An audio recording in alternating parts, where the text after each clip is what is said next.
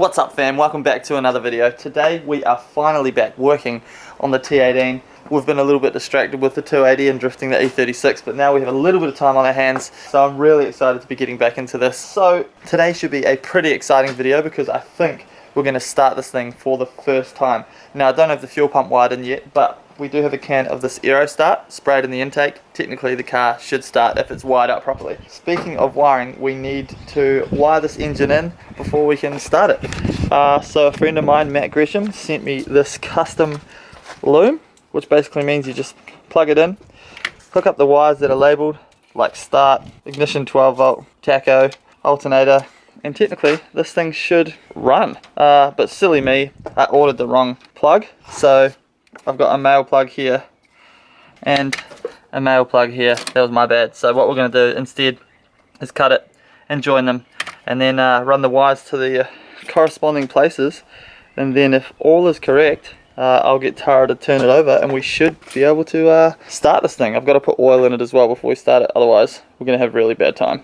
But yeah, first things first, let's get this loom wired in and see if when we push that start button the thing turns over. Fingers crossed that I have done things properly because I am terrible at wiring.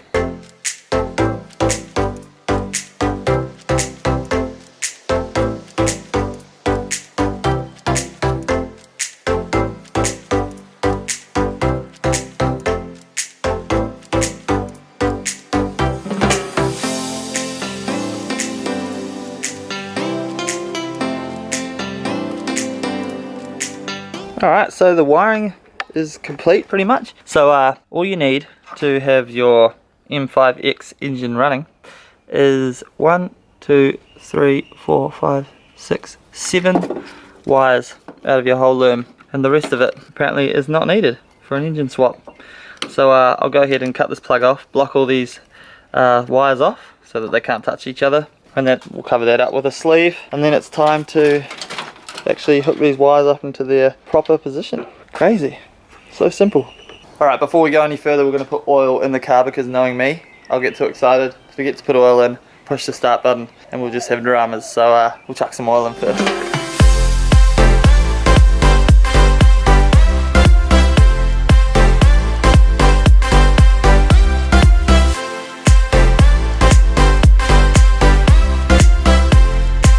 Alrighty, we've got oil, right? This says start on it, so I'm assuming that's the starter motor signal wire. So I'm going to plug this into here, which is where wired the starter motor signal button. So that's in. So now technically I think maybe if we push the start button the engine should turn over.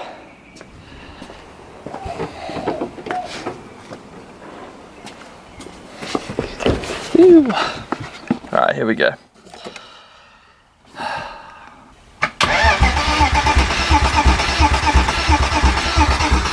Ew!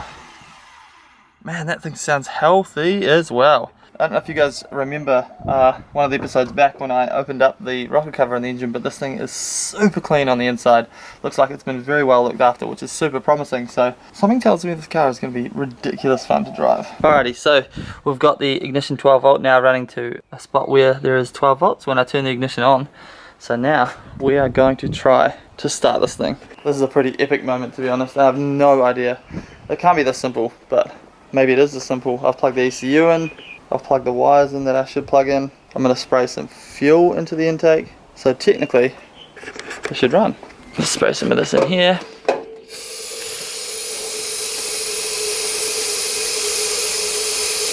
Now usually you'd have someone do this while you're cranking it, but Tara's not home yet, so let's just give it a go by ourselves. Power on. Start button.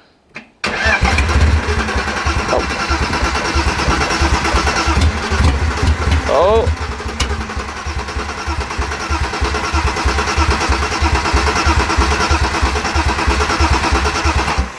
Damn, definitely want it to go, which means we're getting spark. I think it just needs a little bit more fuel being sprayed in while it's cranking, but I can't do that obviously because I'm cranking it over, so we've got to wait for Tara to get home. That's super exciting. Alrighty, so while we're waiting for Tara to get home so she can help us start the car properly, I am going to go ahead and sort out another problem that I have been trying to figure out for a little while.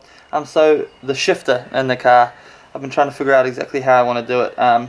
Now usually you use, like BMWs use this shifter arm that kind of sits up on top of the gearbox, and then this sits on the body, and then there's another arm that goes here into this bit here. This is an eBay short shifter, and then this like moves, and that's what changes the gears. But because of this arm, it allows for like a lot of slop in the shifter, and it just doesn't feel that good. And I much prefer solid shifters, but solid shifters are quite expensive. But for this car, obviously because it's a budget build, and we're trying to make things for this car, so I want to make a solid shifter. So what I've gone ahead and done is I bought this off eBay. So this is a Peugeot shifter unit, right? It has the spherical bearing in it, mounts to the body, kind of like a solid shifter. It comes with these things here, right?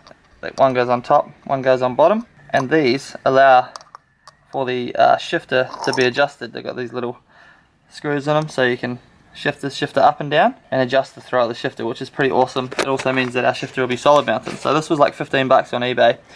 And then what we're going to do is, stay with me here, we're going to cut, this is an old max speeding rod coilover.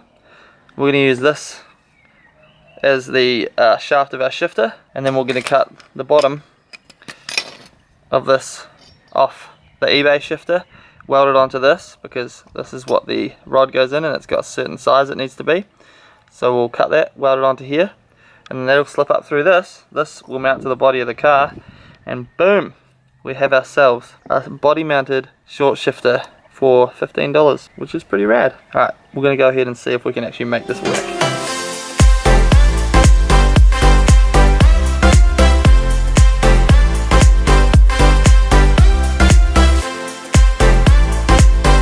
Alrighty, so we have our piece of our shock, we have the bottom of our short shifter. Of course we remove the plastic bushings because otherwise they'll melt while we weld, and then we just weld these two together, slot it through here, and we're pretty much on our way to having a solid shifter. So I've got all the bits together for the solid shifter, even put a nice gear knob on there. I think it looks freaking awesome. So I have had to box section it up a little bit because just the way that the gearbox sits in the tunnel of the T18, so I made a little piece of box section. So we'll weld this to the tunnel, and then we'll bolt this, need to drill some holes in it and bolt this to the box section so we can actually test out to see whether the shifter actually works, because right now obviously it's not solidly mounted to the car, so I can't test it. Awesome, looks great. How cool is that? Custom made solid shifter. Let's put the surrounds on. So cool. Alrighty, Tara's here. Say hey, Tara. Hi. Oh, we got her in an awkward time. Hi. Tara's gonna press the start button. First proper start, hopefully, maybe. Let's do it.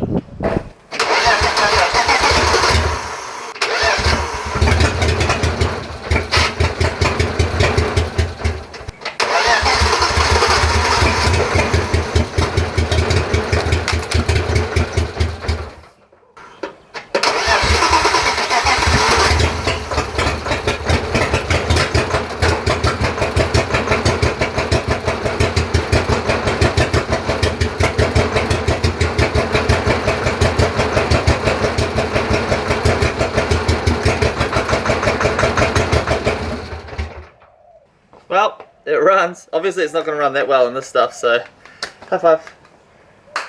Yeah! Awesome, so we know that it runs, even though it runs like crap obviously because of the starter fuel. But once I put the fuel pump in it, which is right here, put some fresh fuel in the tank, I feel like this thing will run nicely. Of course we've still got to do the exhaust as well, which I'm pretty sure I'm just going to dump at the diff now.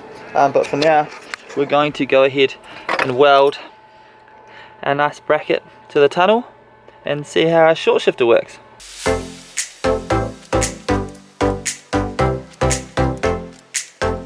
Alrighty, so our solid shifter is all mounted. Here it is here, $15 solid shifter. Now let's see if it actually works or not. So first, second, third, fourth, reverse though. That's the big one for a BMW, if you don't have it in the right position. Boom, reverse, no worries. First, second, third, fourth. Stoked. Alrighty guys, that is a wrap on that video. Super stoked that the T18 is all wired up. Gonna run like a champ, I reckon. Got the solid shifter in there, so now we're really close to getting this thing on the track. Literally have a drive shaft to make, clutch line, some brake lines, the radiator, and that's it. Oh yeah, and put the fuel pump in. And then it's good to go. So we're in the off season right now, so there's no events to drive until about January, which is sweet because we're going to finish up a couple of other things. We've also got some mega stuff going on with the E36, which I'm going to update you guys on in another video, which is pretty cool. But I'm off to India tomorrow, so for 2 weeks for work, so that'll be fun. I'm doing a Q&A video next, so if you guys have any questions you want to ask, please put them in the comments below. Other than that, thank you guys so much for watching. Make sure you hit that subscribe button, make sure you give it a like, help the channel grow, and I will see you guys in the next video. Thank you guys. Peace.